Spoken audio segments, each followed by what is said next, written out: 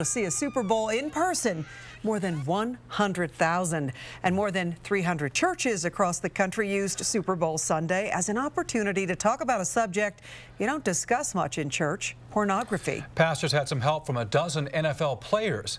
CBS 4's Andrea Lopez explains.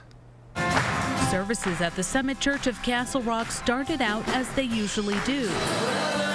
But the focus of the sermon was anything but usual. What we're calling NPS, National Porn Sunday. Pastor Wayne Hansen decided his church would be one of a few hundred to talk about pornography on Super Bowl Sunday. We're always afraid to talk about sexuality or personal matters like that.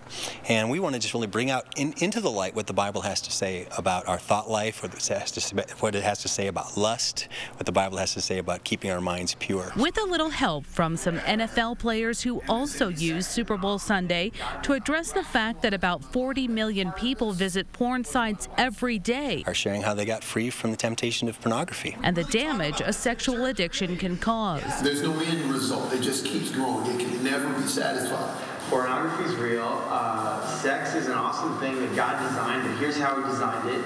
And just to step up to the plate and not be silent, just be honest. I think it takes a lot of guts to stand up and do that, and it's a real issue, so I'm glad that they did that. I agree. It's very inspiring. It's a problem, and if people aren't talking about it, it can't get solved. This is an epidemic in our culture. It's something that's tearing men apart. It's tearing marriages apart. It was fantastic to see it brought up in church, because that's where it needs to be talked about. That's why we go to this church. Hansen says some Christians may also feel more pressure to keep any sexual addictions a secret. We've found through statistics that over 50% of pastors of local churches admit that pornography is a regular temptation or struggle for them.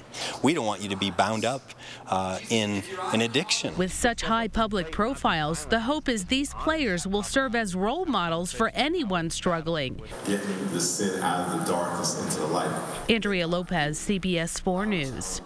Pornography is a $13 billion a year industry in the U.S. alone.